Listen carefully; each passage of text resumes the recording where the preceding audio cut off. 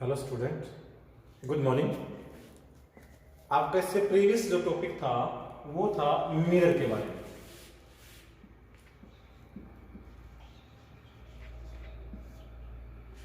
Mirror क्या होता है? मिरर एक होलो स्फीयर होता है। आपने देखा होगा एक जो ग्लास जो होता है उसका यदि हम एक होलो स्फीयर बनाए,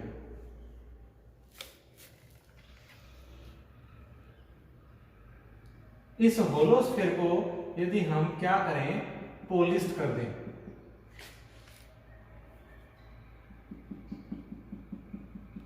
और पॉलिश करने के बाद इसको यदि हम यहां से काटें तो ये आपका कॉनकेव मिरर बन गया, ये कॉन्वेक्स मिरर बन गया। तो मिरर क्या होता है? एक होलो स्फीयर का पार्ट होता है जिसके आइदर कर्व और इनर और आउटर, जिसका कर्व जो होता है वो रिफ्लेक्टिंग इनर वाला हो सकता है या आउटर हो सकता है। तो ये मिरर होता है। तो उस मिरर के बारे में आज हमें कुछ इंपॉर्टेंट टर्म्स पढ़नी है बेटा, कि इंपॉर्टेंट टर्म्स कौन कौन सी हैं।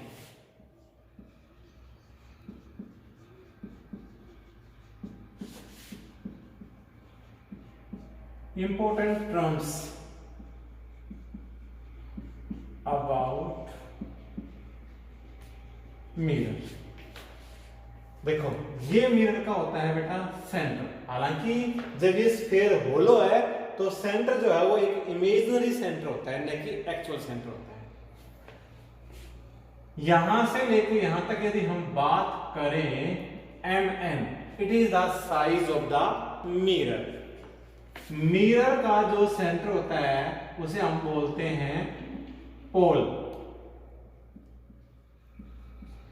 ठीक है, और ये सेंटर ऑफ कर्वेचर होता है, सी बोला जाता है। ये होलो स्फीयर का सेंटर होता है, इसे हम क्या बोलते हैं? C, centre of curvature. Centre of curvature और पी में से यदि एक इमेजिनरी लाइन यदि हम पास करें तो वह कहलाती है प्रिंसिपल एक्सिस। ये होती है पैरेलल लाइंस। किसके पैरेलल बेटा?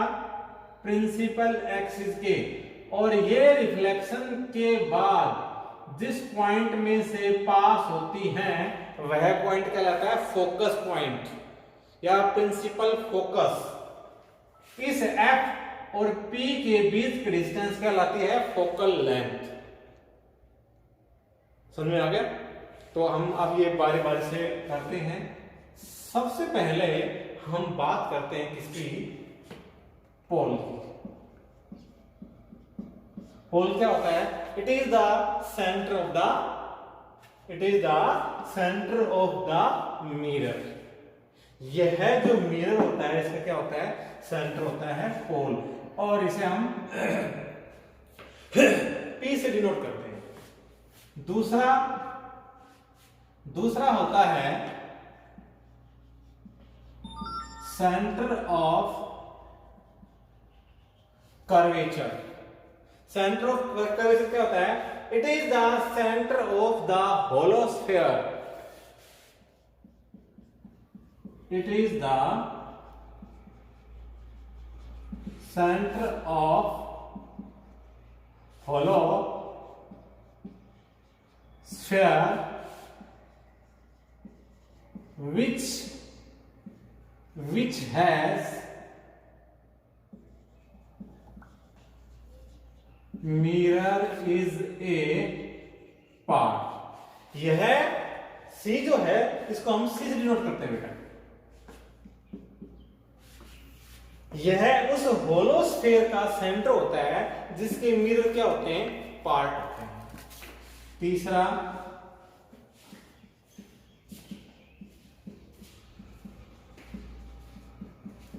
Principal axis.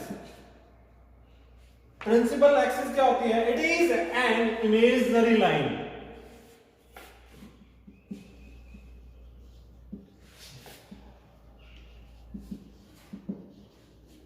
It is an imaginary line which is passed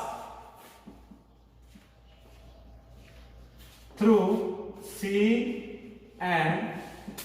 centre of curvature और P में से जो इमेजिनरी लाइन पास होती है वह प्रिंसिपल एक्सिस कहलाती है। Okay, number 4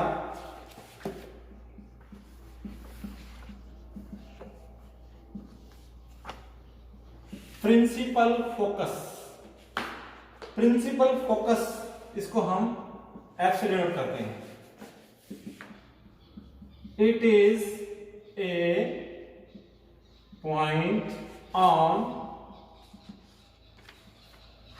principal axis where all refracted rays are meet actually और appears, ये हो गया जहां पर सारे रिफ्लेक्टेड रेज क्या करती हैं, एक्चुअली मीट करती हैं या अपीयर्स टू बी मीट करती है। और ये प्रिंसिपल एक्सिस पे वह पॉइंट होता है, इसको एक्स नोट करते हैं। नंबर 5,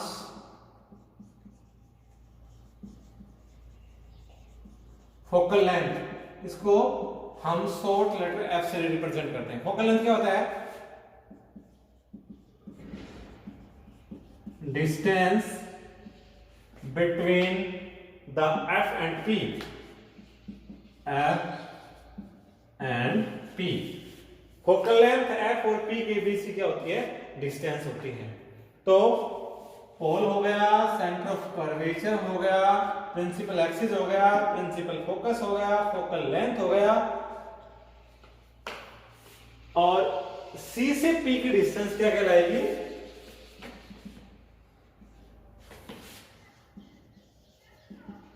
रेडियस ऑफ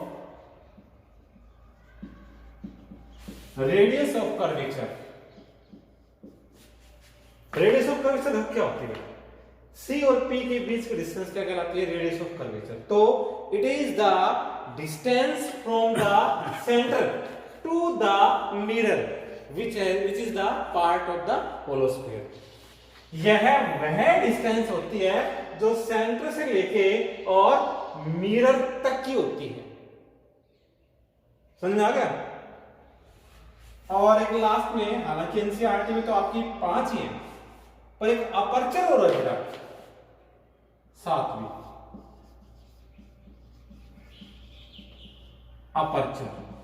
अपर्चर होता क्या है, it is the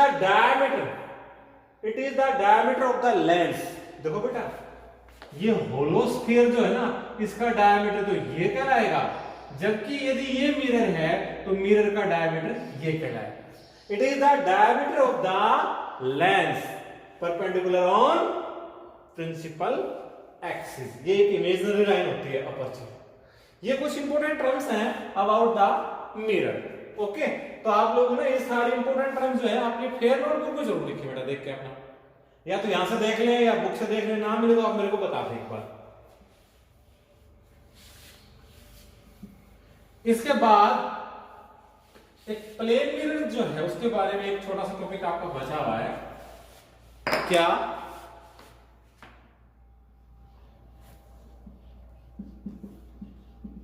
characteristics of image formed by a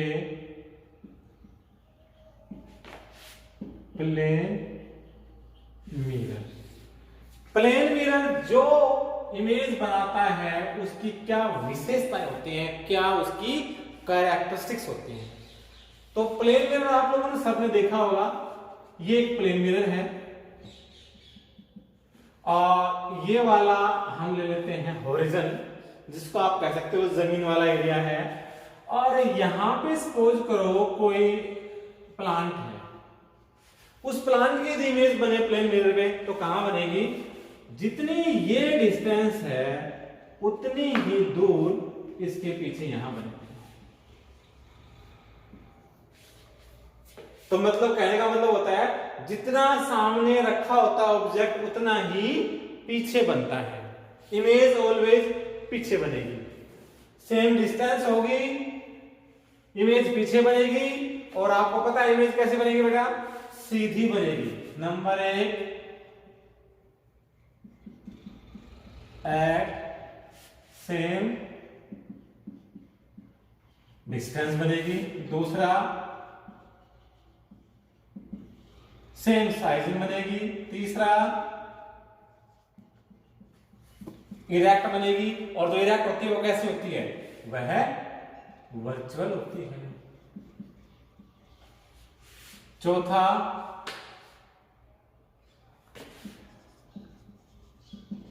behind the mirror बनेगी, और